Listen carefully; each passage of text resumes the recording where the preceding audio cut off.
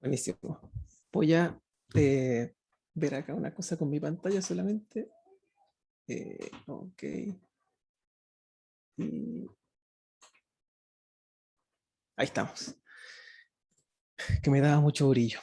Muchísimas gracias. De verdad que me ponía muy nervioso que llegaran de verdad todos los que se habían inscrito. Así que no tengo problema con que no hayan llegado los 180 por ahí que iban hasta el último momento que logré verlo. Em, lo que voy a comentar hoy día con ustedes, tal como lo dice el título de la charla, tiene que ver con lo que no van a aprender en Google sobre Dual Track. A mí llevo un tiempo trabajando de esta manera y entonces mi idea simplemente es poder compartir mi experiencia y algunos aprendizajes que he tenido en el camino con el equipo en el que trabajo. Entonces, obviamente, para quienes no me conocen, voy a presentarme brevemente. Tengo unos 6 años más o menos trabajando en entornos ágiles y he trabajado con distintas, valga la redundancia, formas de trabajo. Scrum, Kanban, algunas prácticas de XP, algunos condimentos y sabores adicionales. Y la idea es tratar de descubrir y construir o desarrollar con productos con cliente en el centro. En el camino conocí Management 3.0 y decidí hacerme entrenador y también soy trainer de la Asociación Iberoamericana de Scrum. Cosas que me encanta hacer son estudiar, practicar y compartir lo que he podido aprender de manera empírica. Entonces acá estoy cumpliendo el punto número 2 y en el punto número 1 comentarles como a grandes rasgos que dentro de las cosas que he estudiado está arte, bellas artes estudié, atrás tengo unos dibujos, unas cositas, estudié animación digital y también estudié informática, sistemas, como le llaman en otros países, y como soy un poco adicto al estudio, estoy estudiando coaching ontológico. Entonces, ahí tienen mis redes por si en algún momento quieren comunicarse conmigo. Instagram, LinkedIn y tengo un sitio web, jaimearcos.com, es lo más fácil de recordar. Así que comencemos con lo que nos convoca. Yo tengo un viaje propuesto. Eh, después van a entender por qué están estos iconos acá que parece que no tienen nada que ver con Dual Track, que hablan desde el entorno necesario, es decir, un poquito acerca de el lugar en el que nos encontramos, el factor equipo, que tiene que ver un poco con quienes intentan hacer el dual track, y el proceso sugerido. Vamos a ver acá qué tan sugerido es, qué tan no, pero avancemos entonces. Cualquier pregunta que tengan, igual pueden ir dejándola en el chat. Eh, Más acercándonos al final de la sesión, la idea es poder hacer el mejor esfuerzo por contestar esas preguntas, pero mantenerlos entretenidos hasta ese punto.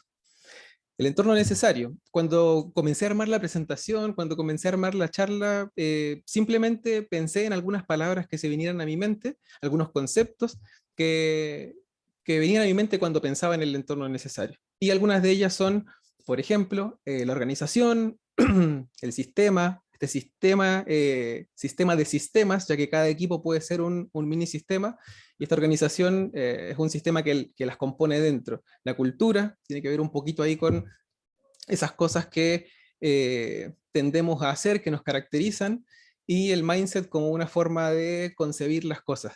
Entonces, más o menos ese es un puñado de palabras que vino a mi mente y la idea es entonces ahora poder desarrollar esa idea. Cuando, cuando les hablo un poco acerca del entorno, pienso en aquellas cosas que son necesarias en el entorno para que se habilite la posibilidad de trabajar con Dual Track.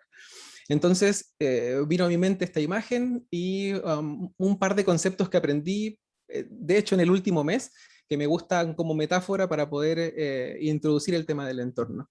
Construir un edificio es algo que podemos planear.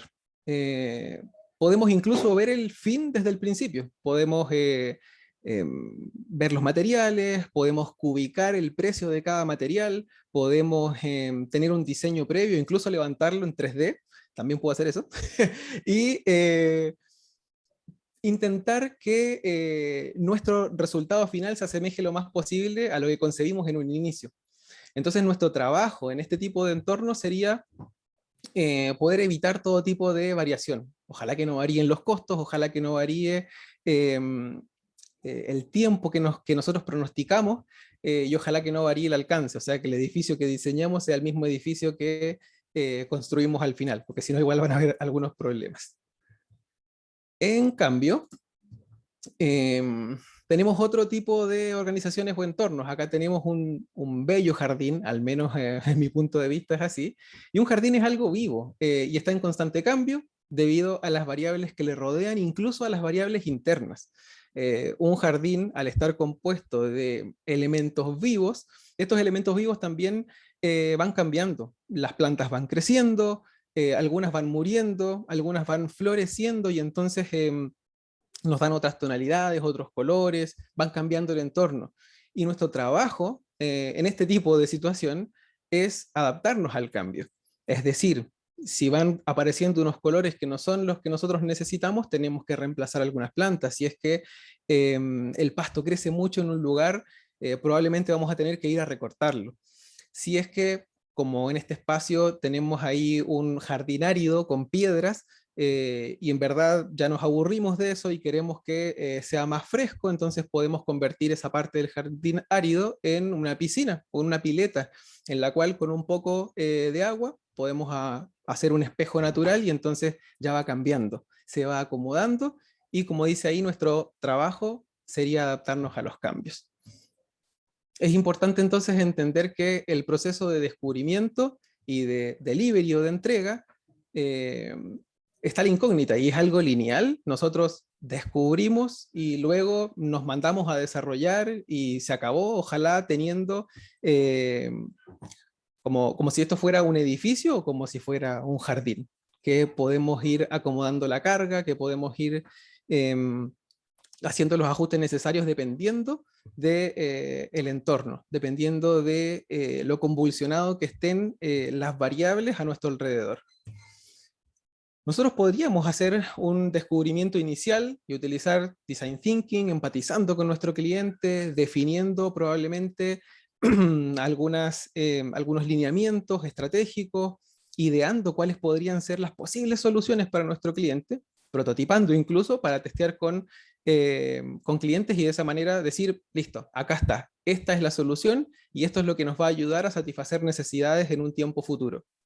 También podríamos usar Design Sprint, con un tiempo más acotado, con una semana de trabajo, podríamos tener solución y entonces planificarla de tal manera que llegando al, al, a la fase, comillas, de delivery, entonces tengamos todo solucionado. Podríamos crear un mapa para elegir la meta o el objetivo, podríamos esbozar las posibles soluciones, escoger la mejor de ellas y luego una vez más crear prototipos para testear con clientes, obtener insights y de ahí decir esta es la solución y comenzamos a desarrollar. En efecto, eso lo hacemos normalmente o por lo menos deberíamos hacerlo en un inicio, pero la incógnita sigue siendo si esto es un proceso lineal en el cual descubrimos y luego solo nos dedicamos a desarrollar. Lean Inception tiene una propuesta similar. Vamos y tenemos las conversaciones necesarias para crear el producto exitoso. Más o menos esa es la bajada, parafraseando de lo que significa Lean Inception. Hay una propuesta de poder armar la estrategia, empatizar con el cliente, desarrollar tener un brainstorming de funcionalidades, estimar probablemente qué tan valioso es para nuestro cliente, qué tan valioso es para el negocio, qué tan difícil es implementarlo. Sopesamos ahí, agarramos todas nuestras ideas y las volcamos en el viaje del usuario, luego entonces creamos un posible mínimo producto viable y nos lanzamos a trabajar. Está súper bien si tenemos al menos los tiempos para dedicarle al descubrimiento inicial en la construcción de un producto. Incluso podríamos ir más allá y decidir usar Scrum o cualquier otro marco de trabajo para atacar el delivery y comenzar a entregar de manera incremental lo que imaginamos que era la solución en un comienzo. Pero entonces es importante cuando queremos trabajar con Dual Track que la organización entienda que esto no es lineal, que el discovery y el delivery no son un proceso lineal, sino que Es posible que en un comienzo tengamos un descubrimiento y luego comencemos una fase de delivery, pero si este delivery no tiene a la par un descubrimiento continuo, probablemente estaríamos trabajando en un proyecto que tiene inicio y fin y no estaríamos probablemente consiguiendo todo el valor que nuestros clientes necesitan. Entonces, construir productos es como hacer jardines más que construir edificios. Y por eso es que tenía ese iconito ahí del jardín.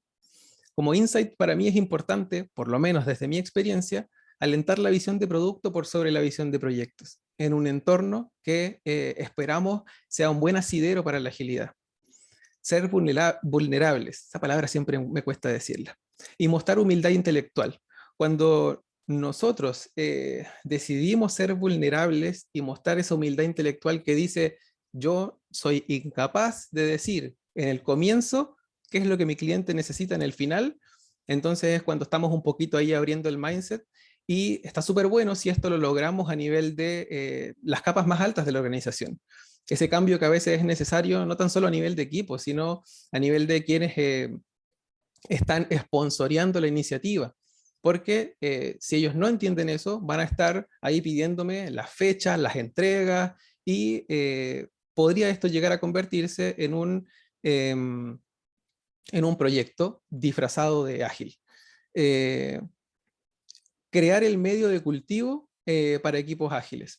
Y creo que ahí estaría una vez más entrando en el tema de que cuando estas condiciones se dan, mi equipo realmente puede ser ágil y por ende estaríamos desplazando un poquito la agilidad cosmética que vemos en hartas organizaciones. Al menos yo las he visto, en las cuales tenemos un montón de equipos trabajando con Scrum, con Kanban, con el marco de trabajo favorito, pero la verdad es que solamente están abarcando proyectos, descubren una vez y luego solo desarrollan cabeza gacha sin buscar el feedback de nuestros clientes para saber si de verdad tenemos que torcer el rumbo o no.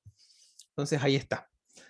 Que no se nos olvide que construir proyectos entonces es más como hacer un jardín y no construir edificios. Pasando al factor equipo. Voy a tomar un poco de agua. Las palabras que vinieron a mi mente cuando estaba pensando en los equipos fue lo interesante de una buena composición, la autonomía que es necesaria en un equipo para que se puedan dar estas cosas, eh, cosas del liderazgo que son interesantes revisar y claramente la comunicación. ¿De qué va esto? Quiero presentarles a mi equipo y más que mi equipo es el equipo al que yo pertenezco actualmente. Obviamente les pedí permiso a cada uno de ellos para poder aparecer acá y hacerse famosos. El equipo se llama Dragon Trainers. Y parte del por qué les pusimos así al equipo tiene que ver con la historia de la película Entrenando a tu dragón, en la cual ellos tienen problemas por delante, los cuales son estos dragones, y no deciden matar a los dragones, sino que deciden domar a sus dragones. Y viven en comunidad, son bien como familiares, entonces, al menos vimos que estas cosas estaban en nuestro equipo, en una bonita sesión en la cual le pusimos el nombre y armamos toda nuestra imagen. Y ha resultado súper bien porque tiene que ver con eso. Más que ir a destruir esos dragones, hemos intentado domarlos en el tiempo. Ahí está Héctor como el Product Owner, la Sole, la Bea, como dos perfiles separados, UX y UI, y Luchín, Carla, Ale y Chris como desarrolladores de software. Me encanta porque cosas de las que les mencioné en el principio y que al menos son interesantes para mí y creo que han dado buen resultado para trabajar con Dual Track, tiene que ver con, uno, acá no hay un jefe. Somos todos parte de un equipo y no hay equipos segmentados, así como el Dev Team o el UX UI Team, sino que somos un equipo. Me van a permitir, pero he visto en bastantes organizaciones en las cuales los product owners son los jefes del equipo. Matricialmente dependen de ellos y incluso manejan las platas del equipo, entonces deciden quién se va, quién se queda. Cosas como esas podrían estar dañando un poquito la horizontalidad de nuestro equipo y el hecho de que decidamos que cada uno tiene que ser líder en lo que hace más que tener un líder. Eh, Héctor es el líder en lo que tiene que ver con negocio, a mí me toca intentar ser el líder en lo que respecta al marco de trabajo, a la agilidad, Sole es la líder en UX, Bea es la líder en UI, en diseño de interfaces, y acá cada desarrollador tiene la oportunidad de liderar en lo que más se especializa. Entonces, es genial tener un espíritu de equipo en el cual no hay alguien que dice dónde y cómo hacer las cosas, sino que hemos trabajado mucho en que cada uno se sienta líder y se sienta con la oportunidad de liderar en diferentes instancias o momentos que nos ha tocado decidir hacer cosas como equipo. Y algo que a mí no me había tocado hacer antes y por un momento pensé que podría haber sido, quizás esa es la palabra, es tener el perfil de UX, UI, UX y UI separados. En mis vidas anteriores siempre había sido un perfil y no saben lo maravilloso que es que sean dos. Al menos en nuestro caso, es súper bueno que el perfil más ligado al diseño tenga una dupla y pueda colaborar, pueda compartir, pueda experimentar en conjunto y tener a alguien que le diga no, puede que sea por acá, que alguien que le discuta, que pueda ser como, que se oponga incluso en algunos momentos a lo que se puede decidir hacer si es un solo perfil, uno le da nomás y avanza. Y por otro lado, tenemos más tiempo para descubrir. En la mayoría de las empresas, por no decir en todas, por dar un ejemplo, se utiliza Scrum y se utilizan iteraciones.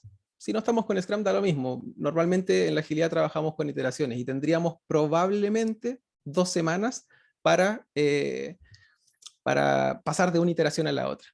En 2 semanas, si solamente una persona tiene este perfil, va a ser difícil que logre levantar hipótesis, construir prototipos, testear los prototipos, hacer las bajadas de todas esas probablemente entrevistas, testeos, y más encima levantar ahí cuáles podrían ser las posibles soluciones para entregar al equipo, incorporarlas en el backlog y de ahí comenzar a desarrollarlas. Con 2 perfiles esto ha resultado excelente. Pensé sinceramente que en algún momento alguien podría quedarse sin algo que hacer y eso no sucede en lo absoluto. De hecho, tienen bastantes cosas por hacer todavía y creo que fue una súper buena decisión que yo no tomé, pero gracias al que lo hizo. Para continuar, quiero hablarles un poco acerca de los equipos en general. Me gusta una definición que es más que una definición en The Wisdom of Teams de Katzenbach y Smith. Tenemos ahí una propuesta de, si no me equivoco, 5 niveles de equipo, desde un grupo de personas hasta un equipo de alto rendimiento. Antes del equipo de alto rendimiento está el equipo real. Y ellos dicen que es un número pequeño de personas con habilidades complementarias que están comprometidas con un propósito común, comparten objetivos de desempeño y un enfoque de trabajo por los cuales se consideran mutuamente responsables entre sí. Creo que esa definición se apega súper bien a lo que intentamos impulsar con los equipos ágiles, estos equipos que intentamos que no se desarmen rápido en el tiempo, sino que permanezcan, que agarren propiedad de su equipo, que sean un número reducido, que se empoderen, que de una u otra manera, como dice al final, se consideren mutuamente responsables entre sí del objetivo por el cual están armados. Después, comentarles un poquito acerca del proyecto Aristóteles. No sé si le conocen, me he encontrado conversando con varias personas que últimamente me dio por testear si es que era tan conocido y no tenía ni idea. Y creo que está bueno comentárselos, porque de acá viene parte de mi posible, no solución, pero una de las cosas que hago para eh, apoyar a mi equipo.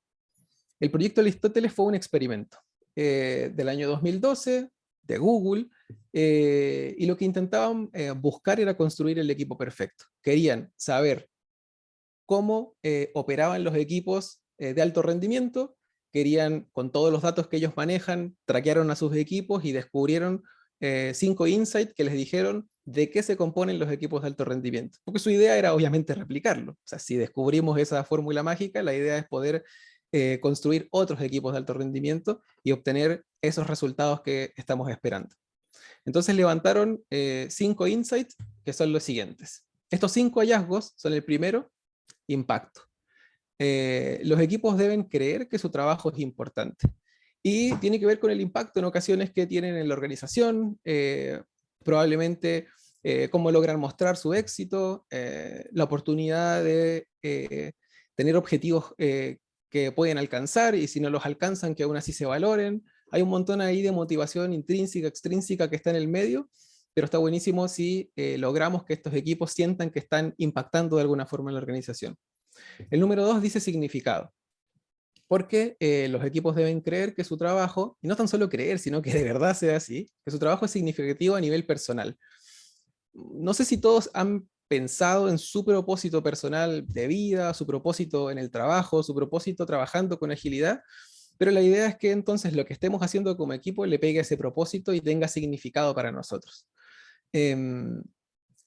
Recuerdo una historia, si no me equivoco, de un entrenador de Scrum que comentaba que en este caso puntual su esposa trabajaba en McDonald's y ella estaba súper feliz con el impacto porque estaba logrando un montón de éxito a nivel comercial, pero no estaba muy contenta con lograr que cada vez más niños comieran comida chatarra, y entonces de esa forma no le pegaba su significado y por ende terminó saliendo de esa compañía independiente del éxito y el impacto que estaba generando. Entonces está bueno ahí que nos fijemos en el significado. El número 3 es la estructura y la claridad. Acá tiene que ver con que los equipos sepan claramente cuáles son sus roles y que sepan cuáles son sus objetivos, a dónde tienen que apuntar, qué es lo que deben conseguir. Cuando estos objetivos varían demasiado en el tiempo, los equipos se cansan.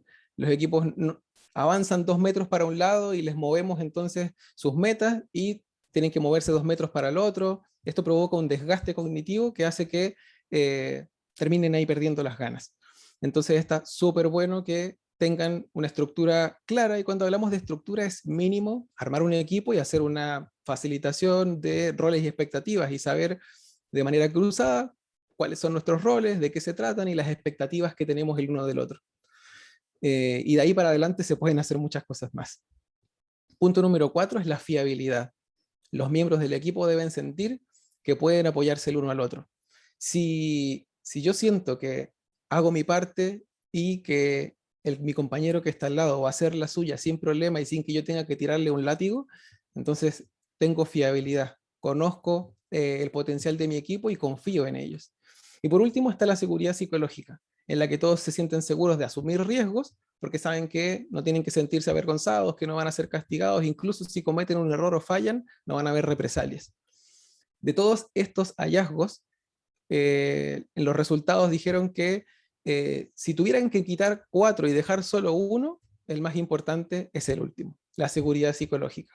Y al menos yo personalmente he intentado de que en mi equipo se den estas cosas, que podamos mantener una seguridad psicológica de tal manera que sepamos que podemos experimentar, que podemos fallar y que no va a haber alguien castigándolos, lanzándolos de la compañía para otro lado y apuntándolos con el dedo, sino que tenemos la calidad de poder asumir el liderazgo cuando es necesario, de poder levantar la mano para pedir ayuda y decir yo no sé hacer esto, y aunque no es un equipo perfecto, seguimos trabajando en que esas cosas pasen. Obviamente no hay equipo perfecto, pero mi foco ha sido en poder tener seguridad psicológica entre quienes componen el equipo. Entonces, como resumen de esta parte, un equipo no es solo un grupo de personas que trabajan juntas. Ese es mi aprendizaje. Es importante para mí habilitar el liderazgo sin importar el rol, darnos cuenta de que independiente del rol que estemos jugando, de qué diga en la carta de oferta que nos contrataron y los números que hay ahí, todos tenemos la oportunidad de liderar. Por eso estamos en este equipo multifuncional idealmente y con el objetivo de llegar a ser autogestionado. Punto número 2, validar la experimentación. Si no solo a nivel de organización, sino que a nivel de equipo validamos la experimentación, estamos más preparados para trabajar con Dual Track. Proporcionar seguridad psicológica para mí es la base de un equipo que sube su desempeño y pudiese llegar de ser un equipo real quizás a un equipo de alto rendimiento. Doy fe de que eso es cierto. Y por último, dar espacio a la autonomía. Esa autonomía que se puede generar en base a tener herramientas y permitir que se asuman liderazgos, nos ayuda a que puedan suceder cosas interesantes en los equipos. Nos podemos sorprender de las personas que tenemos al lado, independiente de lo que hayan estudiado, independiente de cuál sea su especialidad. Cuando nos damos cuenta de que un desarrollador dice, por ejemplo, cosa que escuché hace unas reuniones, unas semanas atrás, yo quiero participar del proceso de descubrimiento, quiero entrevistar gente. Cuando vemos que un desarrollador, que normalmente los tildamos de personas introvertidas, lo he escuchado un montón, y que probablemente se quieren dedicar a picar código, cuando escucho un desarrollador decir quiero hacer entrevistas, me alegra. Siento que se está logrando el objetivo porque no estamos sesgando a que el desarrollador es delivery y a que el UX y UI es discovery. Por último, comentarles un poquito acerca del proceso. Las palabras que se vinieron a mi mente cuando pensé en el proceso eran experimentar, aprender, mejorar e iterar. Y vamos a ver cómo es que funcionan acá. Les voy a contar una historia que aprendí hace bastante tiempo, en otro contexto, pero que creo que se aplica súper bien acá. Es la historia de la receta de la abuela, que se llama pescado al horno sin cabeza ni cola. Probablemente no la encuentren en Google porque de verdad que fue como de boca a boca, y cuenta la historia, esto es todo inventado porque no la tengo escrita en ningún lado, que estaba una mujer con su esposo cocinando la cena. Estamos como en la hora de cena, ¿no? Más o menos, dependiendo del país. Y estaban haciendo la típica receta de la abuela, que constaba de pescado al horno. La particularidad era que era sin cabeza ni cola. Hay países en los que las cocinan con todo y países en los que las cocinan de por sí sin cabeza ni cola. Démosle cabida al hecho de que era algo extraño que se cocinara sin cabeza ni cola. Entonces el esposo, intrigado una vez más, después de tantas veces que estaban haciendo esta receta, le pregunta a su esposa, ¿qué pasa? ¿Por qué la receta es sin cabeza ni cola? Entonces ella responde, debe ser porque em, es más sabroso así, al cortarle la cabeza y la cola puede que entre el calor hacia el centro y entonces se cocine más rápido por el centro y pueda fluir mejor los jugos y entonces quede todo como mejor condimentado. Independiente de eso, el esposo se queda con la duda y un día que visitan a la abuela, que felizmente todavía estaba viva, entonces él le pregunta, aprovecha la oportunidad y le dice, abuela, ¿por qué? ¿Por qué es pescado sin cabeza y sin cola? Si hay otros lados en que los cocinan completos y saben bien. Hay gente que le gusta comerse el ojito del pescado. Entonces la abuela se sienta y le dice, mira, lo que sucede es que cuando nos casamos con el abuelo, eh, teníamos un horno así, chiquitito. Y entonces los pescados no cabían con cabeza y cola y decidimos que los íbamos a cocinar así y de ahí en adelante se hizo una costumbre que nosotros los cocináramos sin cabeza ni cola y los horneáramos, quedaban ricos y todo bien. ¿Qué podemos aprender de esto? ¿Qué tan importante es seguir la receta al pie de la letra? Y vino a mi mente entonces una cita que aprendí dando los cursos de Management 3.0. Muchísimas veces he pasado por el módulo de pensamiento complejo y está esta cita entre medio que dice, la complejidad en sí misma es antimetodología. Está contra un enfoque único para todo. Cuando cocinamos pescado sin cola y sin cabeza, sin tener idea por qué lo estamos haciendo así, probablemente estamos adoptando una metodología, algo que nos dice qué hacer y nos dice cómo hacerlo, sin pensar, sin cuestionar, sin ser probablemente lo suficientemente ágiles para asumir que estamos en un contexto complejo y que las recetas envasadas no funcionan, sino que tenemos que ponerlas a prueba. Entonces, les quiero comentar un poco acerca de cómo trabajamos en el equipo con Dual Track, cómo Dragon Trainers aborda esto desde su realidad y sin una receta envasada. Porque yo podría haber buscado en Google Dual Track y traerles un montón de infografías de cómo es que funciona Dual Track, de dónde va esto, dónde va el otro, y un montón de diagramas y dibujitos que serían súper fácil probablemente exponer. Pero lo primero que quiero comentarles es que tenemos algunos conceptos. El concepto de Discovery, su misión es validar las hipótesis. antes de que se arranque el ciclo de construcción. Y la misión del delivery es estar encargado de la implementación del backlog, que cumple con la definición de lista. No estamos hablando de más de un equipo, estamos hablando de un equipo que tiene distintos tipos de trabajo, más no dos equipos adentro de un equipo. Y eso es lo importante, no hay roles separados, por eso es que un desarrollador se atreve a hacer entrevistas y en la fase de, o comillas, la fase de desarrollo, tenemos ahí un perfil de UX y UI haciendo algunas pruebas para saber si las cosas están funcionando bien. Dual Track no es lineal y ya creo que la solución está un poco ahí a la vista, sino que se trata de un ciclo continuo en el cual intentamos entregar valor constantemente.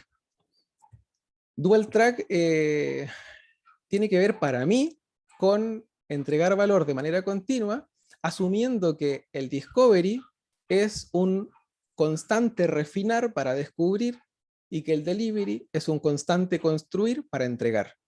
Refinar para descubrir, construir para entregar. Entonces, de esa manera, si comprendemos eso, probablemente no vamos a necesitar la receta de la abuela, sino que podemos crear nuestra propia receta. ¿Qué es lo que hicimos nosotros como equipo? He visto distintas maneras de abordar Dual Track con 1, 2, 3, no sé cuántos backlogs. Nosotros tenemos un backlog que tiene historias de usuario y que tiene tareas de discovery o como querramos llamarle, issues, lo que sea. Pero unos son de historias de usuario para desarrollar y las otras son tareas de discovery. No tenemos dos backlogs, solo tenemos uno. Luego, lo que sí tenemos son dos reuniones de refinamiento, pero comprendemos que el refinamiento no es una reunión, no es un evento, sino que es un continuo descubrir. Entonces, asumimos que parte de ese refinamiento son las tareas de discovery, que no solamente son abordadas por el perfil UX y UI, no solo la Sole y la Bea, sino que todos podemos apoyar en el descubrimiento. Y lo que sí tenemos son dos instancias puntuales en las cuales refinamos, ahora sí como para escribir, para detallar, tareas de discovery y refinamos en otra instancia tareas de delivery. Y no es que los separemos en dos equipos, sino que la premisa es, en el refinamiento de discovery, vienen efectivamente los perfiles más asiduos, que sería UX y UI, el Product Owner, y invitamos siempre a alguien que tenga un perfil técnico, a un desarrollador, para que tenga también su punto de vista y nos pueda apoyar en esto. Y una vez más no sean dos equipos separados, sino que somos un equipo con diferentes tareas. Pero no queremos llenarnos de reuniones, entonces hacemos esta diferencia. Y en el refinamiento de delivery, agarramos y lo hacemos hacia el otro lado. Están los desarrolladores, el product owner, e invitamos a un perfil más ligado a lo que es el diseño, la UX o UI de nuestro equipo.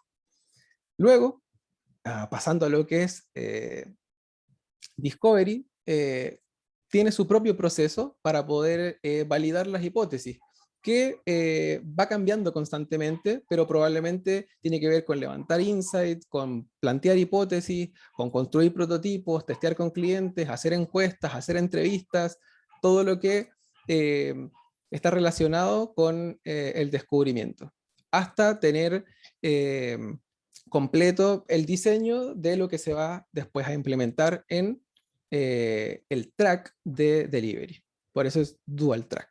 En delivery también tienen su proceso de construcción del incremento, el cual consta, como lo podrían deducir, de construir, después entre medio hacer una revisión cruzada, que alguien entre con un perfil de UX o UI si es que hay una pantalla o hay algo visual incorporado, y entonces pueda dar también una especie de validación, preocuparse de que esté todo funcionando bien y que fluya, y el Product Owner también ahí va, valida, y en el mejor de los casos desplegamos de una vez a producción.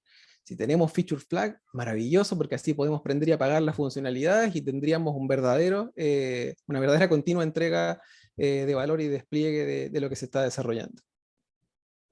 Con respecto a la review, hay algo que descubrimos en el tiempo, y cuando hablo de review no me refiero específicamente solo a la review de Scrum, sino a una instancia en la cual podamos juntarnos con los que están interesados en el desarrollo de este producto y podamos ver lo que hay, podamos meterle mano, podamos dar nuestro feedback y inspeccionar este incremento.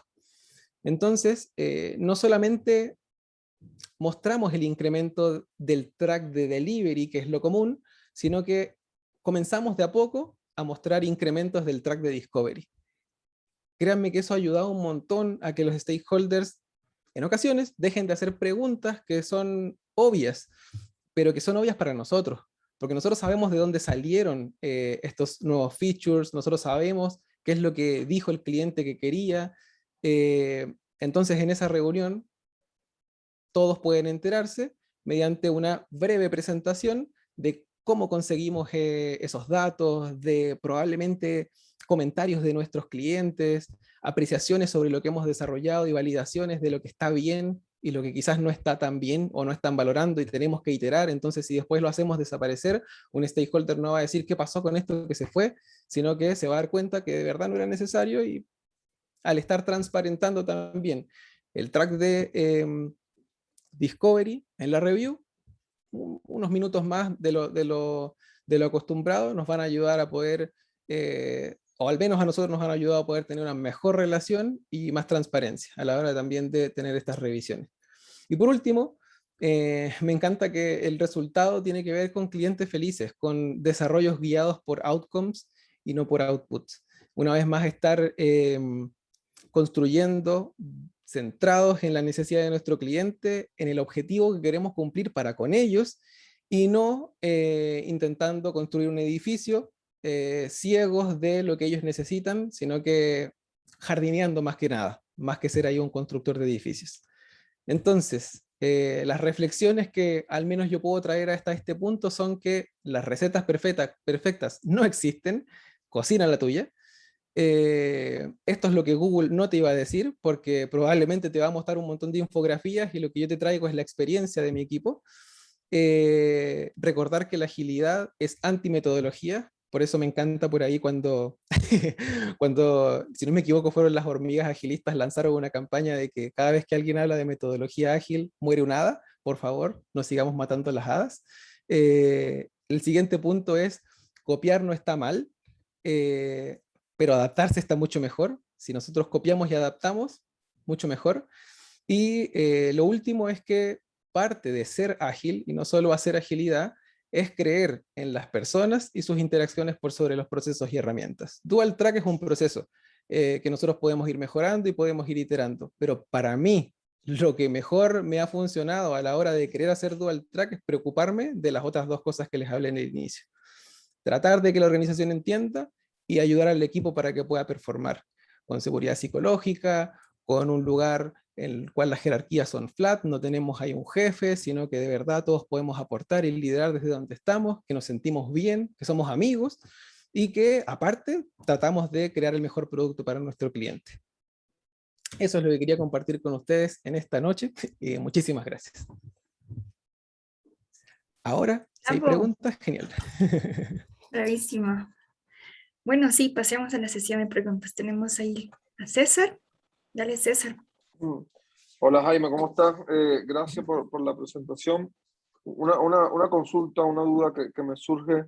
¿Cómo se conectaba el equipo con el growth de ese producto para saber si las hipótesis que estaban declarando, que la están testeando, pero efectivamente al final cuando haces el delivery de ese producto, que tienes que explotarlo comercialmente, sabes que te está generando el outcome de que en esa hipótesis plasmaste? ¿Cómo lo conectaban ahí? ¿O el mismo equipo hacía el growth de ese producto? ¿Cómo estaba conectado un poco eso? Vale, voy a ver si entendí bien la pregunta. Lo que nosotros, al menos en la organización en la que trabajo, se trabajan con OKRs y tratamos, al menos en las últimas iteraciones, de como equipo proponer nuestros OKRs que tienen que ver con las métricas del producto, lo que de ahí necesitamos. Entonces, o que lo que nuestro cliente necesita, mezclado con lo que la organización está buscando. Entonces, hemos instalado, por ejemplo, herramientas en la aplicación, en el desarrollo, que nos ayudan a poder recibir feedback constante del cliente, a saber si de verdad se están cumpliendo esas métricas, y vamos validando de una vez en producción si es que de verdad estamos agregando valor o no. Al menos eso es lo que hemos estado haciendo hasta ahora, medir, porque si no medimos, entonces no podemos mejorar el desempeño. Sí, a lo mejor no me hice explicar bien. Cuando decía el grow, porque Vale. obviamente tú generas un delivery del producto, pero ¿cómo lo explotas comercialmente? Es decir, no sé, ya sean por campaña, hacer entender o conocer al cliente del producto que están liberando en ese momento. Cuando estás en la parte del dual, ¿verdad? Que estás en la parte de experimentación, tú no vas a hacer la experimentación con todos los clientes, vas a hacer experimentación capaz con un grupo acotado de clientes, ¿no? Que te van a dar indicios de que esa hipótesis debería generar los resultados que tienes, pero ya de una vez que lo deciden, que pasa al delivery y se entrega al cliente, ¿cómo haces para que ese producto sea explotado? Y ahí es donde yo me refería un poco al growth del producto que están liberando. Vale, Campaña, vale. planes de marketing, no sé, todo eso. Sí, No sé si ahora sí me efectivamente. hice entender. Sí, muy bien. Vale. Disculpa, yo no comprendí en el comienzo, pero sí, cuando hablamos de la parte de Discovery, la forma en que que lo hacemos es que iba a decir proyecto, pero nuestro producto es particular porque es una sucursal virtual, entonces estamos hablando de un sitio privado, entonces no es algo que vamos a estar promocionando para vender ahí.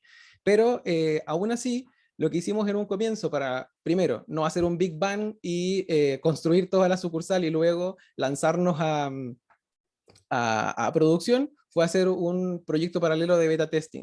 Entonces agarramos y un montón de clientes los metimos en este programa y ellos constantemente están trabajando en darnos feedback para que de esa forma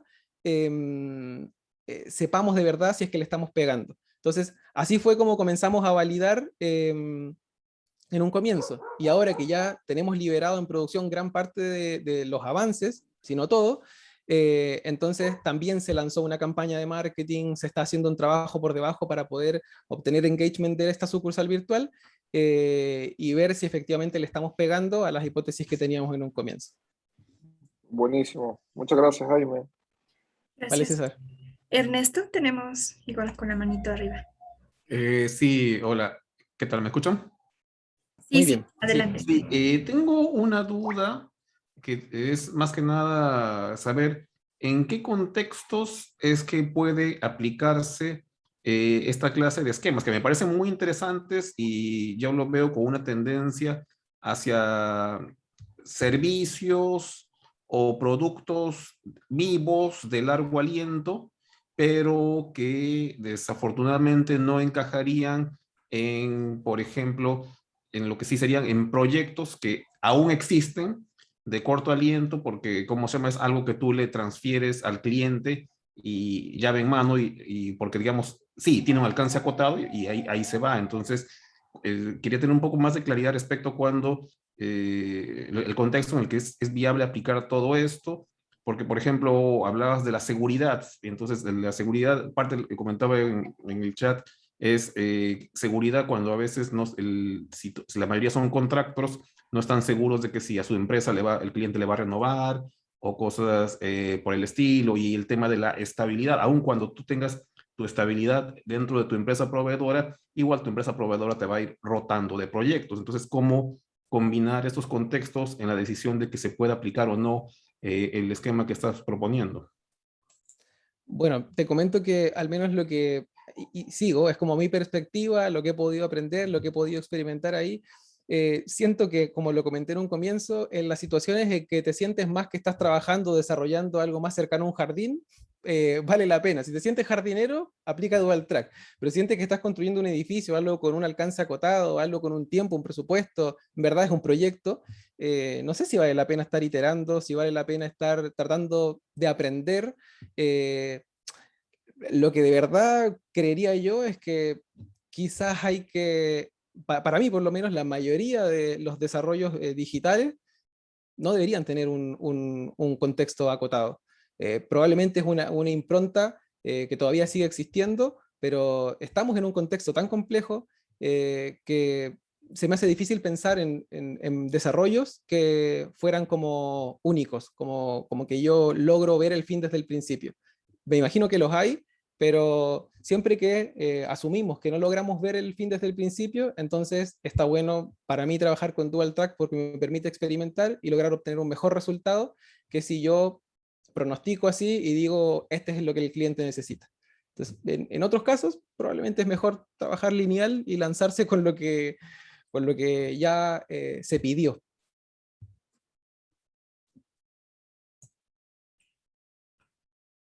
Gracias, depende del caso, perfecto. Muchas gracias. Depende del caso, sí. Bueno, gracias, Jaime. Tenemos un par de preguntas en el chat. ¿Te parece si lo revisamos? Sé que estamos overtime, pero a ver, no los dejemos así. Alexis Cuellar nos dice, ¿cómo funciona la parte de QA en el track de Discovery Delivery? ¿Y cómo participan los stakeholders, no? Su segunda pregunta. Buenísimo. Entonces, para responder esa pregunta, hola Alexis. La verdad es que la parte de QA está incorporada, esas habilidades están incorporadas dentro del equipo. Entonces, no es que haya una etapa de QA en la cual tiene que venir un ente externo a hacer la fase de QA, sino que el testeo está previo a la liberación y es una capacidad que está dentro del equipo. Al menos creo que funciona súper bien cuando pasa así. Y por otro lado, cómo funcionan los stakeholders o cómo participan ellos. Participan desde el punto de vista en el que cuando se están realizando las investigaciones y levantando las hipótesis, los perfiles de UX, UI y el Product Owner tienen contacto con los stakeholders y están viendo con ellos las alternativas, a ellos también son entrevistados. La idea es recibir información de ellos y luego entonces hacerlos también parte en lo que tiene que ver con las revisiones, en las reviews, al cerrar cada iteración, entonces ellos también tienen la oportunidad de entregar su feedback. Y ojo, que si hay algo que me encanta es que, al menos de cómo lo estamos haciendo, es que las reviews no son eventos en los cuales les hacemos una demo al stakeholder, sino que es un evento en el cual ellos pueden meter las manos en la aplicación o en lo que esté desarrollando y darnos su feedback de cómo está funcionando.